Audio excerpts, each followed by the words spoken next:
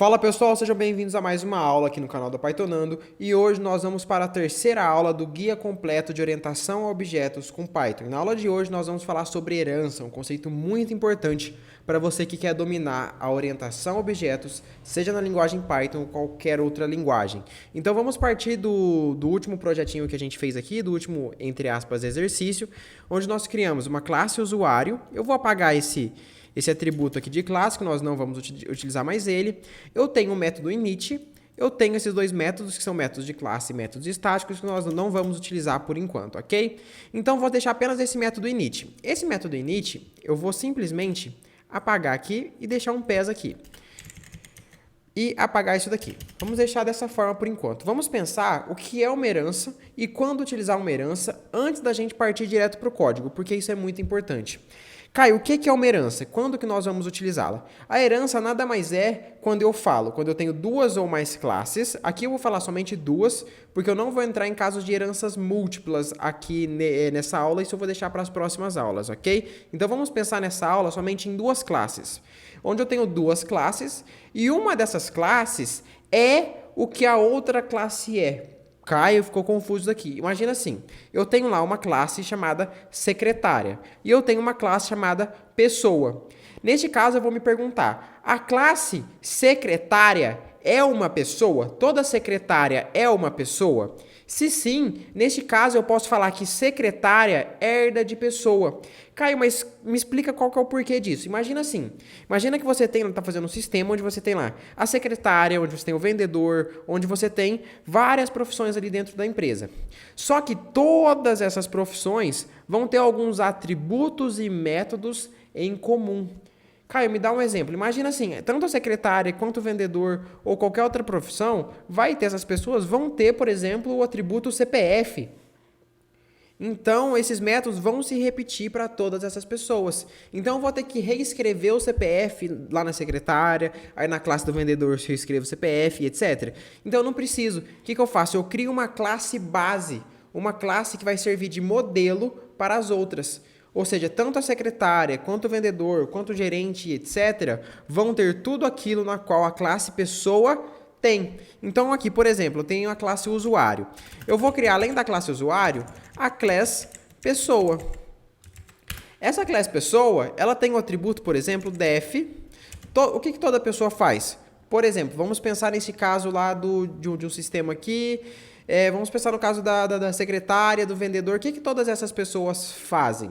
Essas pessoas possuem um CPF. Então, eu tenho aqui uma classe chamada exibe CPF. Essa classe recebe self e retorna. Aqui eu vou colocar um CPF qualquer, só de exemplo. 004-674-568. Faltam dois números, né? 87. Beleza, coloquei aqui um CPF. Mas aqui seria um CPF real, tá? No caso, mas a gente vai entrar nesse detalhe daqui a pouco. Então, eu tenho esse método aqui, que é o método exibe CPF. Por quê? A secretária eu vou precisar exibir o CPF dela em algum momento, o vendedor também. Eu vou ter que replicar esse método aqui em todas essas classes? Não. Então, aqui, quando eu tenho uma classe secretária, por exemplo, secretária, essa classe, agora eu vou falar, então, para eu falar que essa classe herda, eu abro parênteses. E eu coloco o nome da classe na qual ela vai herdar. Então, aqui eu vou colocar, secretária, e aqui eu vou colocar pessoa. Então, secretária, ela é uma pessoa. Então, dois pontos. E agora, só de eu fazer isso e colocar um PES aqui, eu não defini método nenhum na classe secretária.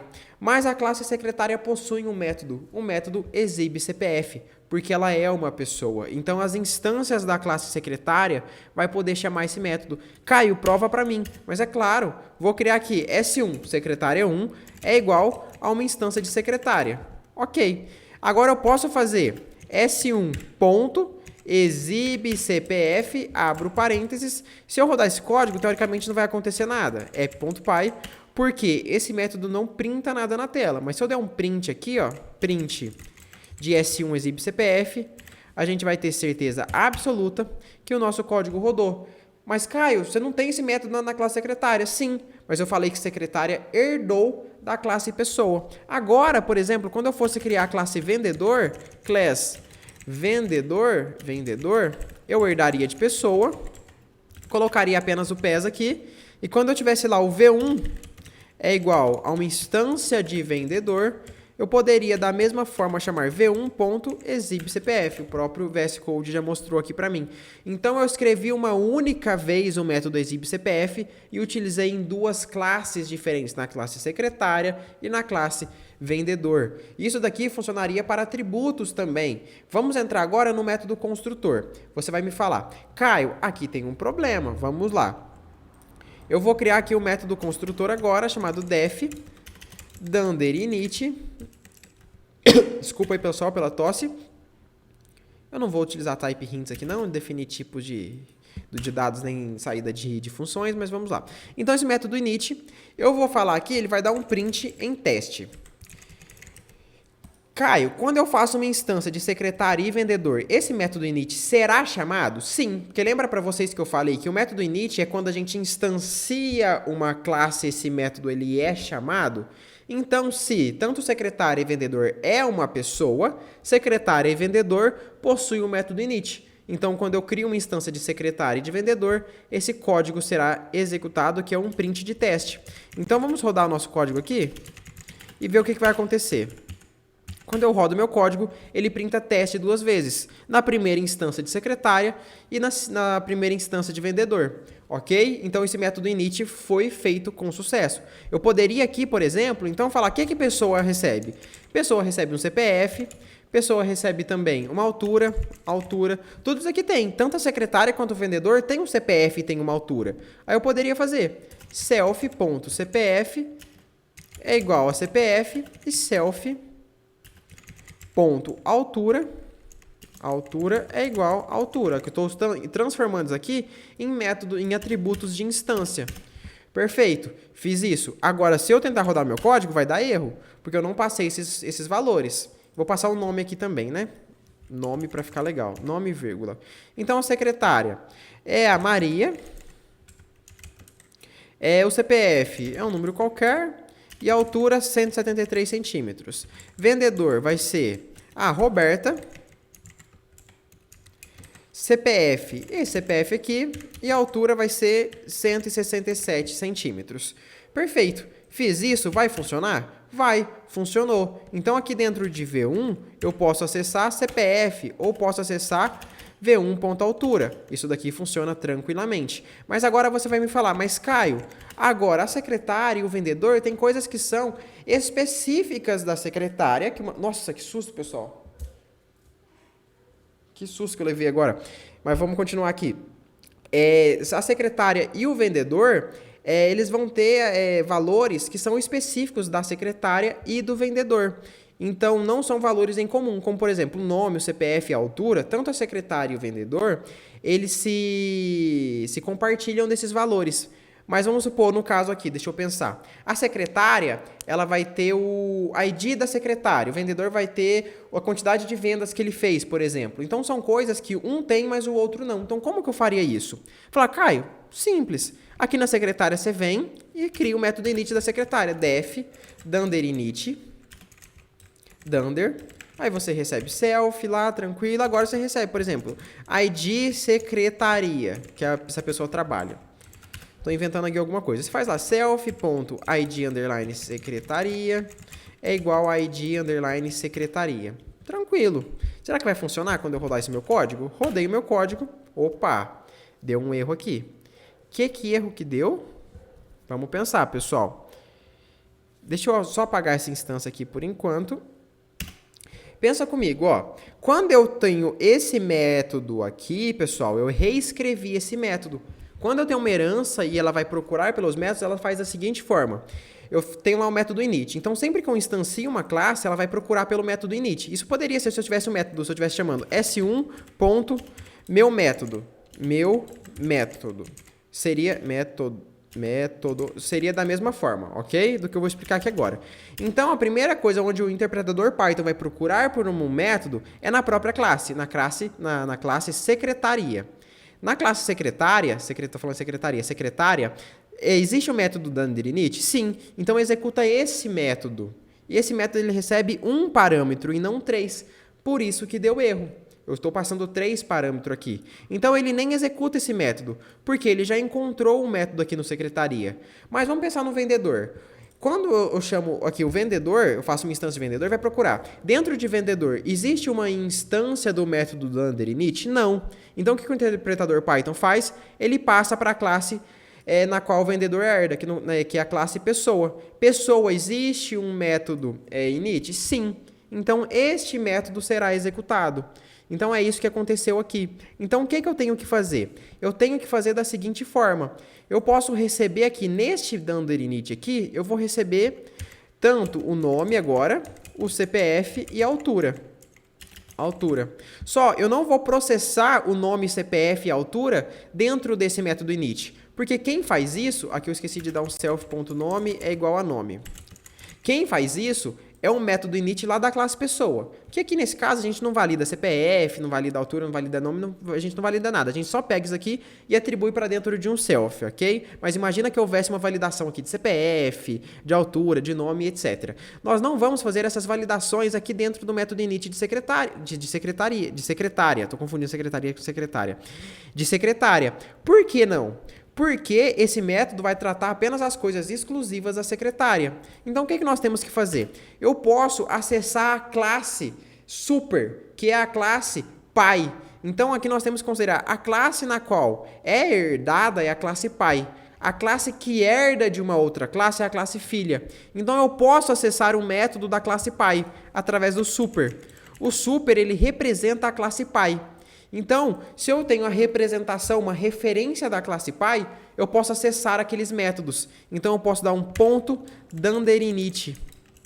Por que eu posso dar um ponto underinit? O super é uma referência para a classe pessoa. A classe pessoa possui o método underinit? Sim. Então, eu posso chamar. Se a classe pessoa possuísse aqui o meu underline método, eu poderia chamar esse método também. Eu poderia vir aqui meu underline método. Então, eu posso chamar qualquer coisa da classe pessoa através do super. E no caso aqui, eu quero chamar o método init.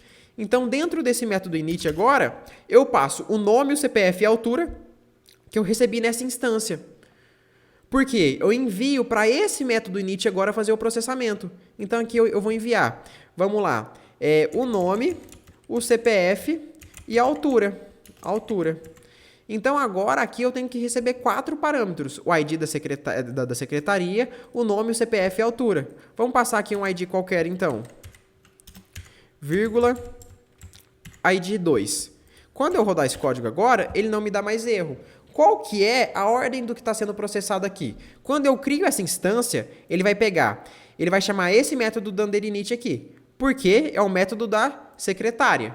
Então, ela é a classe que está sendo instanciada. Se ela possui esse método, ele já é chamado. Ele nem procura, o interpretador Python nem procura na classe pai, que é a classe pessoa. Então, esse método aqui recebe ID secretaria, nome, CPF e altura. Aqui tem lá 2 Maria, o CPF e a altura. Então, tá ok. Só que agora, na primeira linha aqui desse método, o que ele faz? Ele vai lá, pega a referência da classe pai, que é a classe pessoa, e chama esse método init. Envia nome, CPF e altura. Então, o que vai acontecer? Ele vai executar essa linha e essa linha. Acabou de executar essa linha, ele acabou de executar a linha 13 aqui. Então, ele passa para a próxima, para a linha 14. Aí, ele começa os processamentos exclusivos da secretária. E aqui no vendedor, seria basicamente a mesma coisa. Vamos vir aqui, Ctrl C. Só que, por exemplo, o vendedor, neste caso, ele não tem o ID da secretaria. Ele tem total vendas, por exemplo. Vendas. E aqui, em vez de self.id secretaria, eu coloco total vendas. Se eu quisesse fazer alguma manipulação desse total vendas mais igual a 10, alguma coisa do tipo assim, eu poderia, tranquilamente. Dentro desse método underinit do vendedor, eu trato as coisas específicas do vendedor. Dentro do método init da secretária, eu trato as coisas específicas da secretária. Dentro do método init da pessoa, eu trato aquilo que todas as pessoas têm em comum. Ok, pessoal? Basicamente, esse daqui é a introdução sobre heranças. Tem bastante coisa para a gente falar sobre herança, mas eu vou deixar para a próxima aula, para essa aula não ficar tão longa. Ok, pessoal? Então, eu agradeço a paciência e presença de todos vocês, só que antes de vocês irem embora, eu tenho um recado para dar para vocês. A primeira coisa, óbvio, não se esqueçam de se inscrever no canal, ativar o sininho para vocês receberem mais vídeos de Python e Django que eu tô postando aqui praticamente quase todos os dias. O recado que eu queria dar para vocês é que se você está em busca da sua primeira vaga como programador Python, você quer ganhar de 4 a 9 mil reais como programador, eu tenho um convite para te fazer. Do dia 10 a 16 de janeiro vai acontecer a segunda edição da PyS Tech Week, que é um evento 100% online, 100% gratuito, onde nós vamos desenvolver do absoluto zero, mesmo que você nunca tenha programado na vida, uma aplicação completa, 100% completa, utilizando a linguagem Python e o framework Django, para você dominar essas tecnologias e ser um especialista na área. Para você se inscrever vai ser muito simples, você vai clicar aqui no primeiro link que está na descrição, você vai cair nessa página que eu estou mostrando aqui para vocês, vocês vão vir aqui colocar o seu nome, e-mail e clicar no botão cadastre-se. Aí depois disso vai ser pedido para você entrar em um grupo do WhatsApp, que será o nosso principal meio de comunicação com você durante o evento, ok? Então não se esquece, já anota na sua agenda, dia 10 a 16 de janeiro, PyS Tech Week 2.0. Agora sim, um abraço e agradeço a paciência e presença de todos vocês.